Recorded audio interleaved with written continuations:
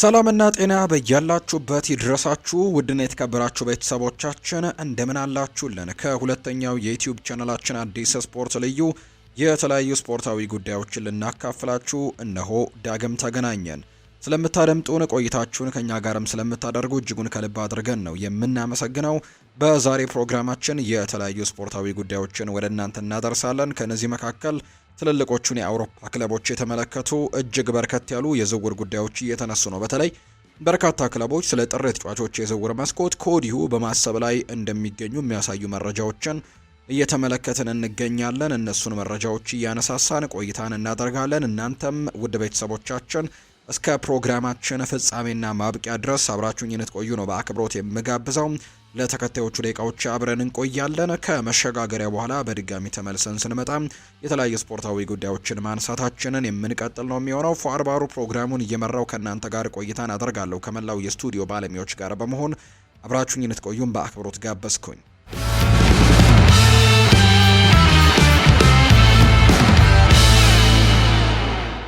አሰልጣኝ ሩበን አሞሪም ማንቸስተር ዩናይትድ የቀድሞውን የኤሪክ ቴን ሃግ ኢላማን እንዲያስፈርሙለት ይፈልጋል ተብሏል።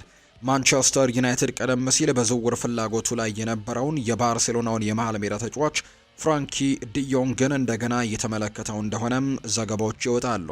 ማንቸስተር ዩናይትድ በዚህ ክረምት ብሪያን ኤምቤሞ፣ ማቲያስ ኩኛና ቤንጃሚን ሼስኮን ሲቀላቅሉ አዲስ ሙሉ አጥቂ መስመር ማስፈረማቸው ይታወሳል። ነገር ግን በቡድናቸው ውስጥ በሌሎች አካባቢዎች ላይ አሁንም የሚሰሩ ስራዎች እንደሚቀሩ ነው የሚታየው። የማንቸስተር ዩናይትድ ትኩረት አሁን ላይ ወደ መሃል ሜዳ ሊዞር ይችላል። ፍራንኪ ዲዮንግ እንደ ካሴሜሮና ማኑኤል ኡጋርቴ ባሉ ተጫዋቾች ላይ ማሻሻያን እንደሚያመጣም በእርግጠኝነት መናገር ይቻላል። ኔዘርላንዳዊው ኢንተርናሽናል ኤሪክ ቴን ሃግ በኃላፊነት ላይ በነበረበት ጊዜም ከዋናው ዋና ኢላማዎችም አንዱ እንደነበር ቢቢሲ ስፖርት እና ሌሎችም ዘግበው ነበር። አሁን ደግሞ ሩበን አሞሪም አድናቂው ይመስላል። የቀድሞ የማንቸስተር ዩናይትድ ስካውት ሚኪ ብራውን ለፉትቦል ኢንሳይደር እንደተናገረው ከሆነ ፍራንኪ ዲዮንግ ከባርሴሎና ጋር አዲስ ውል ሳይስማማ ከቀረም ለማንቸስተር ዩናይትድ ሊታይ የሚገባው ተጫዋች ሊሆን ይችላል ተብሎ ይታመናል። ሚኪ ብራውን እንዲህ ነው ያለው። ማንቸስተር ዩናይትድ ፍራንኪ ዲዮንግን ከዚህ በፊት ለማስፈረም ሙከራ አድርጓል። በአክስ በነበረበት ጊዜም ተመልክቶት ነበር፣ ነገር ግን ወደ ባርሴሎና መሄድን መረጠ። ከዚያን ጊዜ ጀምሮ ከባርሴሎና ለማስፈረም ሞክረው ነበር፣ ነገር ግን ስምምነት ላይ መድረስ አልቻሉም። እሱ በጣም ጥሩ ተጫዋች ነው። ከኒውካስል ዩናይትድ ጋር በነበረው ጨዋታ ያንኑ አሳይቷል። በጣም ጥሩ ጨዋታን አድርጓል ተብሎም ነው የሚታሰበው። ስለዚህም ማንቸስተር ዩናይትድ እንደገና እየተመለከተው መሆኑ አያስደንቅም። በአሁኑ ጊዜ የሌላቸው ነገር የመሃል ሜዳ ላይ ሊጨምርላቸው እንደሚችልም ይሰማቸዋል። ሁሉም ሰው ሩበን አሞሪም አዲስ የመሃል ሜዳ ተጫዋች እንደሚፈልግ ያውቃል። እሱም ደግሞ ፍራንኪ ዲዮንግ ከሚወዳቸው ተጫዋቾች አንደኛው ነው። ሚኪ ብራውን እንደተናገረው ከሆነ አሁንም ስምምነቱን መፈጸም መቻላቸው በባርሴሎና ላይ የተመካ ይሆናል። የውል ንግግሩም ከዘገየ ምናልባትም መዘግየቱን ተጠቅሞ ዝውውር ለማድረግም ሊወስን ይችላል ተብሎ ነው የሚታሰበው። ምርጫው የሱ ይሆናል። እንግዲህ ያንን ነው የሚወስነው። ለመዘወር ከፈለገ አማራጮችን ይመለከታል እና ማንቸስተር ዩናይትድ ከነዚህ አማራጮች መካከል አንደኛው ነው። ካልሆነ ግን በባርሴሎና ለመቆየት ሊወስን እንደሚችልም ነው መረጃው የወጣው። ሆኖም ግን አንዳንድ ዘገባዎች ፍራንኪ ዲዮንግ ከባርሴሎና ጋር እስከ 2029 ድረስም ለመቆየት በደሞዝ ቅናሽ ላይም ስምምነት ላይ መድረሱን ይገልጻሉ። ይህ እውነት ከሆነ የማንቸስተር ዩናይትድ የማስፈረም ከፍተኛ ተስፋ ይቀንሳል ተብሎ እንደሚታሰብ ነው መረጃዎች እየወጡ የሚገኙት። ቶተንሃም በወጣቱ ኮከብ ላይ የሪያል ማድሪድ የዝውውር ፍላጎት ስላለ ማስጠንቀቂያዎች እየደረሱት ነው። ቶተንሃም በቅርብ ጊዜ ጥሩ ብቃት እያሳየ ባለው ድንቅ ወጣት ተጫዋቻቸው ሉካስ ቤርግቫል ላይ ሪያል ማድሪድ በእርግጠኝነት ፍላጎት እንደሚያሳድርበት ተነግሯል። ይህ ተሰጥኦ ያለው የ19 ዓመት ኮከብ በዚህ የውድድር ዓመት መጀመሪያ ላይ 1 ግብና 2 ለጎል የሆኑ ኳሶችን በማቅረብም ለቶተንሃም ሆትስፐርስም ጥሩ አሳራውን እያሳረፈ ነው የሚገኘው። በአጠቃላይ የሉካስ ቤርግቫል 2 ዓለም አቀፍ የመሃል ሜዳ እንቅስቃሴዎችም አንዳንድ ጊዜ ማየትም ያስደሰት እንደሆነ በርካቶች ያነሳሉ። ሪያል ማድሪድም በዚህ ምክንያት ይህንን ተጫዋች ሳይመለከተው አልቀረም። የቀድሞው የብሬንትፈርድ አሰልጣኝ የነበረው ማርቲን አለን እንደተናገረው ከሆነ አለን ሲናገር ሪያል ማድሪድ በቅርቡ ለቤርግቫል ሊሆኑ የሚችሉ ግዢዎችን እንደሚያመጣ ያምናል። ቶትናም ተጫዋቹን ሲያስፈርመው ባርሴሎናን አሸንፎ ማስፈረሙን ማስታወሱ ተገቢ ነው። ስካይ ስፖርት እንደዘገበው ከሆነ ቤርግቫል ወደ ቶትናም ከመምጣቱ በፊት ባርሴሎና ይፈልገው ነበር።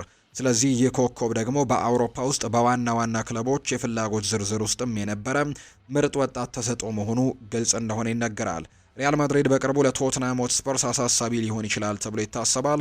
አለን የሰሜን ለንደኑ ክለብ ይህንን ጉዳይ በቁም ነገር ሊመለከተው እንደሚገባ ነው የሚያምነው። አለን ሲናገር እንዲህ ነው ያለው። ምርጥ ዓመታቱ ገና ከወደፊት የሚመጡ ናቸው። እንደ ሪያል ማድሪድ ያሉ ክለቦችም እሱን ስለሚመለከቱ ፍላጎት ስለሚያሳዩ ቶተንሃም ረጅም ጊዜ የሚቆይ ውል ማስፈረም ነበረበትም ብሏል። ስለዚህም ደግሞ እሱን ይዘው ለመቆየት ጠንክሮ መስራት አለባቸው ብዬ አስባለሁ። ቶተንሃም ከዚህ ቀደም አንዳንድ ኮከብ ተጫዋቾቻቸውን ለሪያል ማድሪድ አጥተዋል። ሉካ ሞድሪች፣ ጋሬት ቤል በሳንቲያጎ ቤርናቢው ውስጥም የሙያቸው ከፍተኛ ዓመታትን ያሳለፉ ናቸው።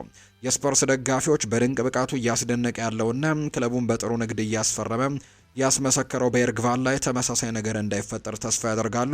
በመጨረሻም የስዊድን ብሔራዊ ቡድን ተጫዋቹን ለመሸጥ ቢወስኑ መጀመሪያ ላይ እንግዲህ ከከፈሉት ዋጋ በእጅጉ ከፍ አድርገው ሊጠይቁ እንደሚችሉ ጭምር ነው እየታመነ የሚገኘው። ማንቸስተር ዩናይትድ የ21 ዓመቱን የቼልሲና የቶትንሃምን ኢላማ በጥር ለማስፈረም እየተዘጋጀ ነው። አደም ዋርተን በቅርብ ወራት ከክሪስታል ፓላስ ክለቡን እንግዲህ ለቆ በመሄድም ስሙ ሲነሳ ቆይቷል። እናም በጥር የዝውውር መስኮት በተጫዋቹ ላይ ከፍተኛ ፍላጎት እንደሚኖር ይጠበቃል። ከቲም ቶክ የወጣ ዘገባ እንደሚያመለክተው ማንቸስተር ዩናይትድ የ21 ዓመቱን የእንግሊዝ ብሔራዊ ቡድን ተጫዋች ለማስፈረም በጥር ወር የውል ማቅረቢያ እቅድ እያዘጋጁ ነው።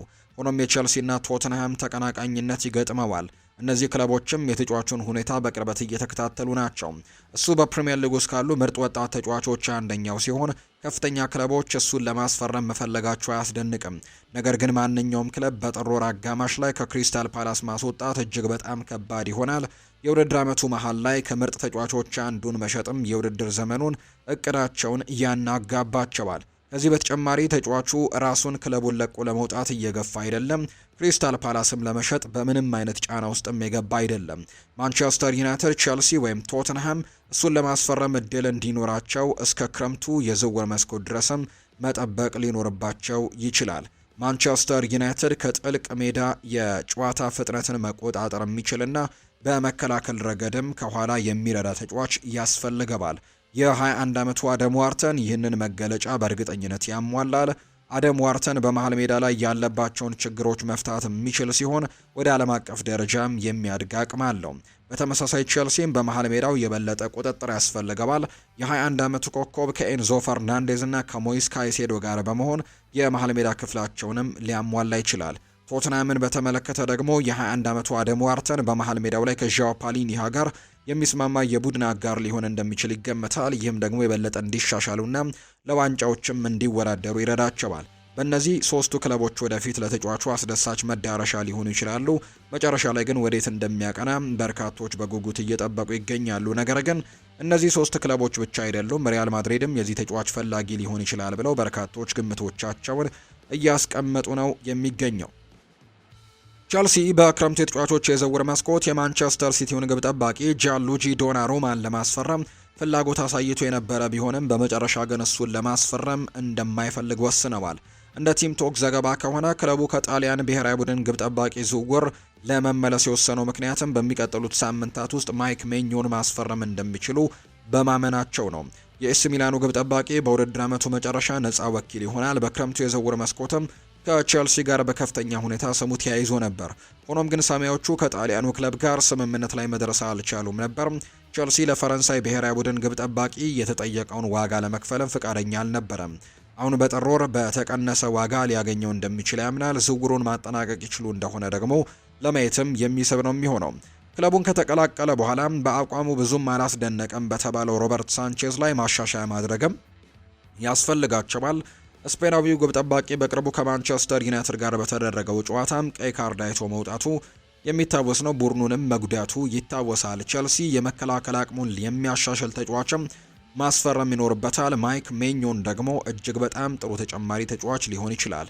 እሱ በአሁኑ ሰዓትም በአውሮፓ ውስጥ ካሉ ምርጥ ግብ ጠባቂዎች አንደኛው ሲሆን በፕሪሚየር ሊግ ውስጥም ስኬታማ ለመሆን የሚያስችላቸው ጥራትና ልምድ አለው።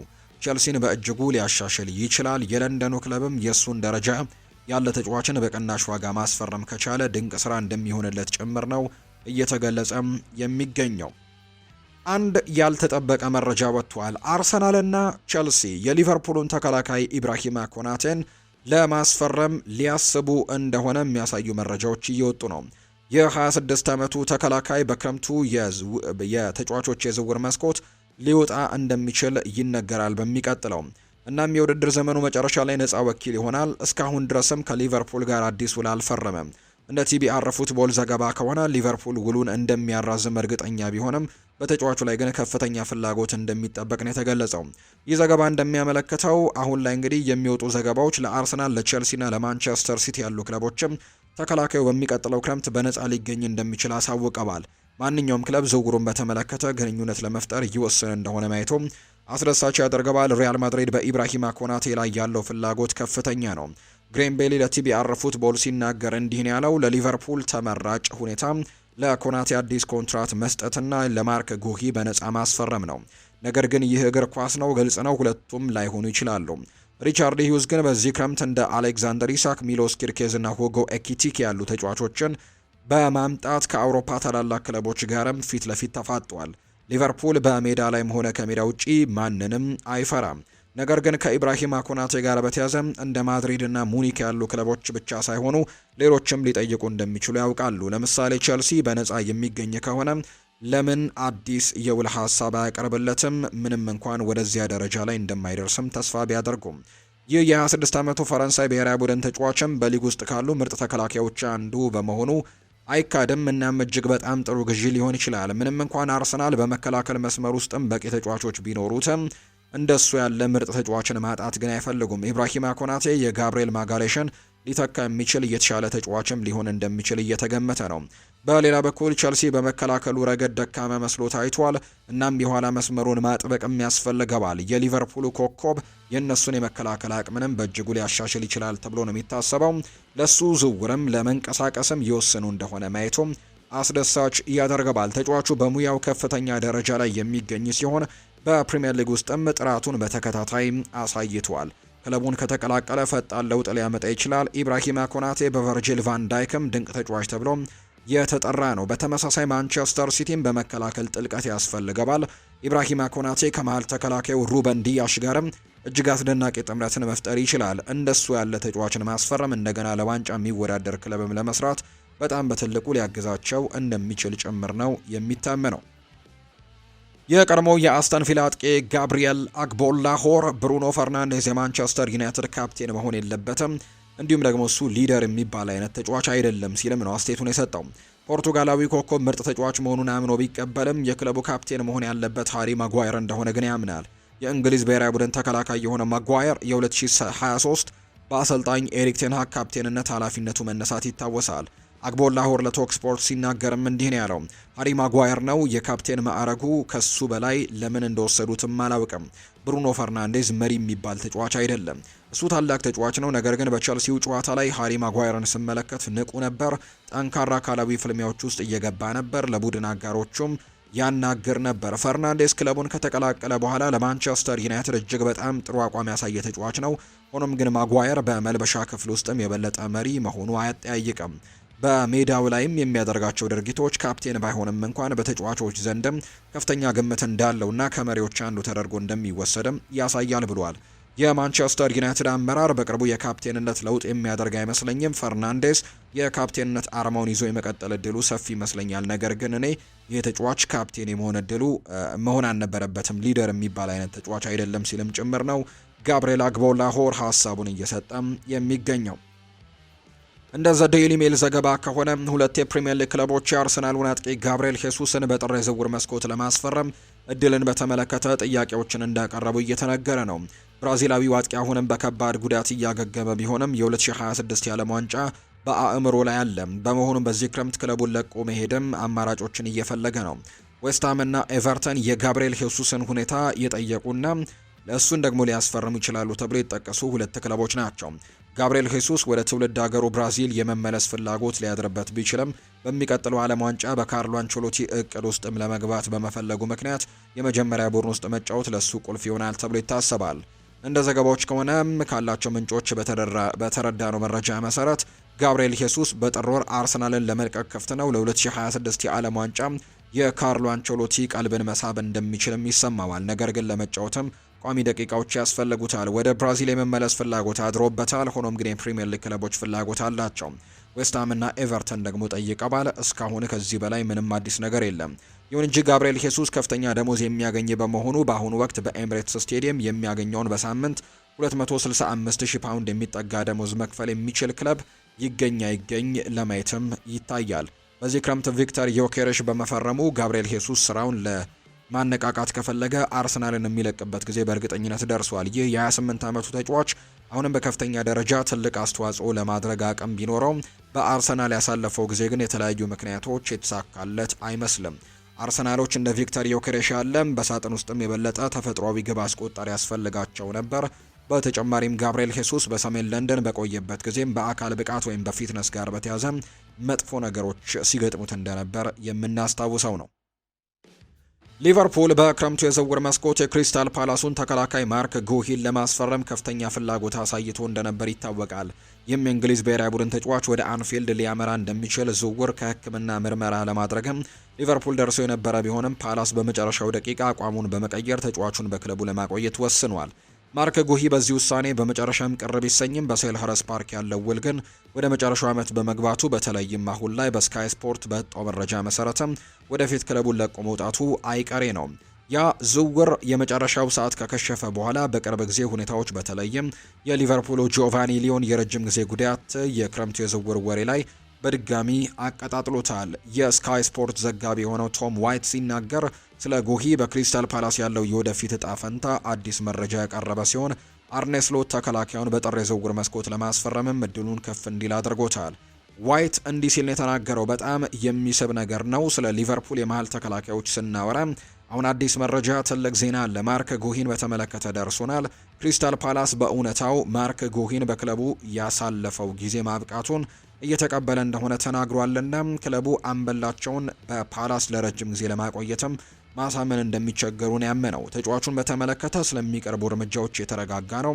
አስታውሱ፣ በክረምት የዝውውር መስኮት መዝጊያ ቀንም ወደ ሊቨርፑል ሊያደርግ የነበረው ዝውውር ከሽፏል። እናም ደግሞ በ35 ሚሊዮን ፓውንድ ሊያስፈርሙት እንዲሁ ተቃርበው ነበር። ሆኖም ግን ማርክ ጉሂ በክሪስታል ፓላስ ቆይቷል። በእርግጥም በጥር ክፍያ ተከፍሎት ሊወጣ ወይም በሚቀጥለው ክረምት በነፃ ሊሄድም ይችላል። ይህ የቅርብ ጊዜ መረጃ የሚያመለክተው ሊቨርፑል ማርክ ጉሂን ለማግኘት ሌላ እድል ሊያገኝ እንደሚችል ነው።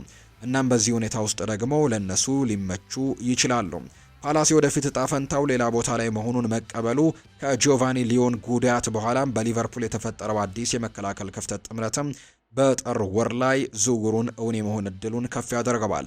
ሊቨርፑል በፍጥነትና በብልሃትም ከተንቀሳቀሰ በክረምት ሊያመልጣቸው የነበረው ተጫዋች በውድድር ዓመቱ አጋማሽ ብልሃት የተሞላበት ግዢ ሊያደርጉ ይችላሉ። ከፓላስ አንጻር ምክንያታዊ እርምጃ ተከላካዩን በክረምት በነፃ ከማጣት ይልቅ በጥር ወር ገንዘብ ተቀብሎ መሸጥን ይመርጣሉ ተብሎ እንደሚታሰብ ነው መረጃዎች እየወጡ የሚገኙት። የማንቸስተር ዩናይትድ አማካይ ካርሎስ ካሴሜሮ በቅርቡ ክለቡን ለቆ ሊሄድ ይችላል።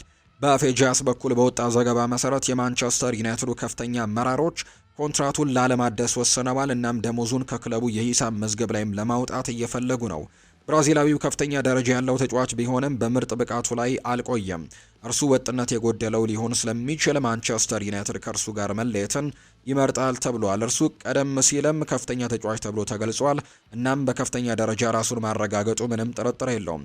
ሆኖም ግን ሁለቱም ወገኖች የየራሳቸው መንገድ የሚሄዱበት ትክክለኛው ጊዜ አሁን ሊሆን ይችላል። ብራዚላዊው ከእንግዲህ በከፍተኛ ብቃቱ ላይ አይደለም። እናም ማንቸስተር ዩናይትድ የተሻሉ ተጫዋቾች ያስፈልጉታል። እሱን በአግባቡ መተካት ይችሉ እንደሆነ የሚታይ ነው። ሪፖርቱ እንደሚለው ከሆነ ውሳኔው ተሰጥቷል። እናም ተጫዋቹ በጥር ወርም መጀመሪያ ላይ ክለቡን ለቆ ሊሄድ እንደሚችልም ነው ግምቶች እየወጡ የሚገኙት። ማንቸስተር ዩናይትድ በቡድን ውስጥ ጥልቅ የሆነ ለውጥን ለማድረግም እያሰበ ነው። እናም ደግሞ ሌሎች በርካታ ተጫዋቾችንም እንደሚለቁ ነው የሚጠበቀው። ማንቸስተር ዩናይትድ በቅርብ ዓመታት ውስጥም በምርጥ ብቃቱ ላይ አልነበረም። በዚህ የውድድር ዘመንም የቻምፒየንስ ሊግ ማጣሪያንም ማረጋገጥ አልቻለም። እናም በቅርቡ ከእንግሊዝ ሊግ ዋንጫን ወጥተዋል። ባለፈው የውድድር ዘመንም ከሊጉ ግርጌ ተርታ ላይ ነው ያጠናቀቁት። እናም ይህንን የውድድር ዘመን ደግሞ መጠነኛ በሆነ ብቃትም እንግዲህ አሁንም ማሻሻል ይኖርባቸዋል። በሚቀጥሉት ሳምንታት ነገሮችን መለወጥ ይችሉ እንደሆነ ማየቱ አስደሳች ያደርገዋል። ካሴሜሮ እስከ ውድድር ዘመኑ መጨረሻ ድረስም ለእነሱ ጠቃሚ አማራጭ ሊሆን ይችላል። ጥራቱንና ልምዱን ከማንም በላይ ጥርጣሬ የለውም። ማንቸስተር ዩናይትድ በጥር ወር እሱን እያስወጠዋል ወይ ማየቱ አስደሳች ነው የሚሆነው። በዚያ ሁኔታ ውስጥ ግን እሱን በአግባቡ መተካት አለባቸው። ጥራት ያለው ምትክ ማምጣት ካልቻሉ ግን እስከ ክረምቱ የዝውውር መስኮት ድረስም ተጫዋቹን ማቆየት ተገቢ ሊሆን እንደሚችል የሚያሳዩ መረጃዎች ናቸው በትልቁ እየወጡም የሚገኙት። ሊቨርፑል የአያክሱን ተከላካይ የሆነው ዩሪ ባስን ለማስፈረም ፍላጎት አለው። እንደ ፌጂያስ ዘገባ ከሆነ ሊቨርፑል የ22 ዓመቱን የኔዘርላንድ ተከላካይ ለማስፈረም ፍላጎት አላቸው። በቀጣይ ወራትም ለሱ ዝውውር ማቅረባቸው ትኩረት የሚስብ ይሆናል። ምክንያቱም እሱ ለክለቡ ጥሩ የረጅም ጊዜ ኢንቨስትመንት ሊሆን ይችላል። ባስ በአውሮፓ ውስጥ ከፍተኛ ግምት የሚሰጠው ሲሆን ብሩህ የወደፊት እድልም አለው። ሊቨርፑል ወደፊት ኮከብ እንዲሆን ሊያሳድገው ይችላል። ሊቨርፑል በመከላከል ክፍል ውስጥም ተጨማሪ አማራጮች እንደሚያስፈልገው ግልጽ ነው። ባለፈው የክረምት ተጫዋቾች የዝውውር መስኮት ከክሪስታል ፓላስም ማርክ ጎሂን ማስፈረም አልቻሉም። ኢብራሂማ ኮናቴ በውድድር ዘመኑ መጨረሻ ኮንትራቱ የሚጠናቀቅ ሲሆን ጆ ጎሜዝ ደግሞ በተደጋጋሚ በጉዳት ሲሰቃይ ቆይቷል። ከዚህ በተጨማሪም የክለቡ ካፕቴን ቨርጂል ቫን ዳይክም 33 ዓመት በመሆኑ ሊቨርፑል ያለሱ ለወደፊት ማቀድ መጀመር አለባቸው። የ22 ዓመቱ የሆላንድ ተጫዋች በክለቡ ጥሩ የረጅም ጊዜ ኢንቨስትመንት ሊሆን ይችላል። የተከላካይነት ብቃቱ በተጨማሪም ኳስ በመያዝ ረገድም በጣም ጎበዝ ነው። ሊቨርፑል እንደ እርሱ ያለ ኳስን መቆጣጠር የሚችል ተከላካይ ያስፈልገዋል። እናም ደግሞ ለነሱ ተስማሚ ተጫዋች ሊሆን ይችላል። ወደ ሊቨርፑል የመዛወር እድል ለዚህ ወጣት በጣም አስደሳች ይሆናል። ለሙያ ህይወቱም ትልቅ እርምጃ ሊሆን እንደሚችልና በከፍተኛ ደረጃ ራሱን ለመፈተንም እድል ያገኛል። በፕሪሚየር ሊግ ውስጥ ከዓለም ደረጃ አጥቂዎች ጋርም መወዳደር እድገቱንም ሊያፋጥነውና ያለውን እምቅ ችሎታ ሙሉ በሙሉ እንዲጠቀምም ሊረዳው ይችላል። ሊቨርፑል አያክስን ተጫዋቹን እንዲሸጥ ለማሳመን የሚያስችል የፋይናንስ አቅም አለው። በቀጣይ ወራትም በኦፊሻላዊ ጥያቄ ፍላጎታቸውን መከተል አለመከተላቸውንም ማየቱ ያስደስታል። ተከላካዩ ክለቡን እንዲቀላቀል ማሳመን ለእነሱ በጣም ከባድ አይሆንባቸውም ተብሎ እንደሚጠበቅ ነው መረጃዎች አሁን ላይ በስፋት እየወጡ የሚገኙት። ቶተንሃም በቶማስ ፍራንክ ስር ጥሩ ጅምርን አድርጓል። የአንጌ ፖስት ኮግሉን ማባረርም ትክክለኛ ውሳኔ ስለመሆኑ የነበረውን ጥርጣሬ ፍንትው አድርጎ አረጋግጧል። ቶተንሃም በፕሪሚየር ሊግ የደረጃ ሰንጠረዥ አሁን ላይ ጥሩ ደረጃ ላይ አለ። በተለይ ደግሞ ማንቸስተር ሲቲን ያሸነፉበት ድልም በጣም ጥሩ አድርጎላቸዋል። በቻምፒየንስ ሊግ የሚያደረጉትን ጨዋታ ማሸነፍ ችለዋል። ቪያሪያልን የትላንትናውን ጨዋታ ደግሞ አቻ ተለያይተዋል። በቶማስ ፍራንክ አመራር ስር በብቃት ያሳዩ ያሉ ተጫዋቾች ብዙ ሲሆኑ ከነሱ መካከል በክረምቱ የዝውውር መስኮት ወደ ክለቡ የመጣው ዣኦ ፓሊኒሃ ግን በጣም ጥሩ እንቅስቃሴን እያሳየ ነው። የቀድሞው የፉላም ተጫዋች ከባየር ሚኒክ በውሰቱ ላይ የተቀላቀለ ሲሆን ውሉ ደግሞ በ30 ሚሊዮን ዩሮ ቋሚ የዝውውር የማድረግም አማራጭ አለው። ዣኦ ፓሊኒሃ በሰሜን ለንደንም ጥሩ ጅምርን ስላደረገ ቲቢአር ፉትቦል ቶተንሃም የዝውውር ውሳኔውንም አስቀድሞ ወስኗል ሲል ነው የገለጸው። ቶተንሃም ዣኦ ፓሊኒሃን በቋሚነት ለመግዛት ብቻ ሳይሆን ስምምነቱን በ6 ወራትም ቀደም ብሎ በጥር ወር ለማጠናቀቅም እንደሚፈልግ ነው የተዘገበው። ስፐርስ ውሉን በተቻለ ፍጥነትም እንዲጠናቀቅ ከፍተኛ ፍላጎት እንዳለውና ዝውውሩን በ6 ወራትም ለማስቀደምም እንቅስቃሴ ለመጀመር ዝግጁ መሆኑን የተናገረው ሪፖርቱ እንደገለጸው ቶተንሃም በመሃል ሜዳው ላይ ጥንካሬን፣ ፍጥነትን፣ አካላዊ ብቃትንና ልምድን የጨመረው ፓሊኒሃ ላይ በጣም ተደስተዋል። ፓሊኒሃ ቀደም ሲልም ከፉልሃም ጋር በነበረው ቆይታ በሊግ ውስጥም በጣም ጎልተው ከሚወጡ የመሃል ሜዳ ተጫዋቾች መካከል አንደኛው ስለነበር በፕሪሚየር ሊግ መብቃቱ የሚያስደንቅ አይደለም። ፖርቱጋላዊው ተጫዋች ብዙ ጊዜ በብዛት ኳስን በመንጠቅ ከሌሎች ተጫዋቾችም ቀዳሚ ነበር። በዚህ የውድድር ዘመንም ከ5 የሊግ ጨዋታዎች ውስጥ በ3ቱ ብቻ ሙሉ 90 ደቂቃ መጫወት ቢችልም በኳስ መንጠቅ 3ኛ ደረጃ ላይ ተቀምጧል። ሞይስ ካይሴዶ በ21 ኳስ መንጠቅ መሪ ሲሆን ታይሪክ ሚቼል እና ፓሊኒሃ ደግሞ እያንዳንዳቸው በ19 ኳሶች ሁለተኛ ናቸው። ፓሊኒሃ የማንቸስተር ሲቲ 2-0 ድል ባደረጉበት ጨዋታም ጎል አስቆጥሯል። እንዲሁ ደግሞ በዚህ ሳምንትም ወልቭስን 1-1 በሆናቸው ውጤት ሲያጠናቀቁም ጎል ያስቆጠረው ዣኦ ፓሊኒሃ ነው። በፓሊኒሃ ላይ ሊነሳ የሚችለው ብቸኛው አሉታዊ አስተያየት እድሜው ከ30 በላይ መሆኑ ነው። ይሁን እንጂ የስፐርስ ቡድን በዚህ የውድድር ዘመን በአማካይ ላይ ጥሩ ደረጃ ላይ የሚገኝ ወጣት ስብስብ ስላለው የፓሊኒሃ ልምድና ብስለት ደግሞ ለቡድኑ ትልቅ አስተዋጽኦችን ያደርጋል ተብሎ ነው የሚጠበቀው። ኔዘርላንዳዊ ኮከብ በቀደሙት ጊዜያት ለማክፓይሶቹ ኒውካስል ዩናይትዶች ከፍተኛ ብቃት ያሳየ ሲሆን ለብዙ ዓመታት የክለቡ ቁጥር 1 ግብ ጠባቂ ሆኖ ቆይቷል። የቀድሞ የኒውካስል ግብ ጠባቂ ቲም ክሩል ወደፊት በሆነ አቅም ወደ ሴንት ጄምስስ ፓርክ መመለስ እንደሚፈልግ ፍንጭ ሲሰጥ ቲም ክሩል በቅርቡ ከእግር ኳስ መውጫ ጡረታ መውጣቱን አስታውቋል። ወደፊት ስፖርቲንግ ዳይሬክተር የመሆንም እቅድ እንዳለው ነው የተናገረው። ጓንቱን ከሰቀለ በኋላ ስላለው የወደፊት ህይወቱ ሲናገርም ቲም ክሩል ወደ ዳይሬክተርነት ለመሸጋገር ትምህርቶችን እየወሰደ መሆኑን አምኗል። እድሉ ከተገኘም ይህንን አይነት ስራውን በኒውካስል ለመስራት ከፍተኛ ፍላጎት እንዳለው ነው የተናገረው። በፖርትስመዝ ዩኒቨርሲቲ ስለወሰደው ኮርስም ሲናገር ቲም ክሩል እንዲህ ነው ያለው። ፕሮጀክቶችን ማስረከብ ነበረብኝ። አቀራረባችንን ማቅረብና እንደገና ደግሞ ክፍል ውስጥም መቀመጥ ነበረብኝ። አስደሳች ነገር ግን ሙሉ በሙሉ ከለመድኩት የተለየ ኮምፈርት ዞን ነበር ብለዋል። ወደ ኒውካስል ስመለስም እንግዲህ አክሎ ሲናገርም ይህ ታላቅ ክለብ ሆኖ ይቆያል። እዚህ ያሳለፍኳቸው 11 ዓመታት አሻራቸውን ትተዋል። እዚህ ትልቅ ነገሮች ሊሆኑ ይችላሉ፣ ነገር ግን በሚቀጥሉት ዓመታት ወዴት እንደሚሄድ ግን እናያለን ብለዋል። ቲም ክሩል በሙያው ከፍተኛ ደረጃ ላይ በነበረበት ጊዜ የተለያዩ ነገሮችን ማድረግ የቻለ ግብ ጠባቂ እንደነበር ይታወሳል። ከነዚህ መካከልም ደግሞ ለዩኤንኤፍሲ ኮከብ ተጫዋች ነበር። ደጋፊዎችም ወደ ክለቡ በደስታ እንደሚቀበሉት እርግጠኛ ነው። እርግጥ ነው ቲም ክሩል ከተጫዋችነት በኋላ ባለው የሙያ ህይወት ውስጥም አሁንም ገና መጀመር ላይ ነው የሚገኘው።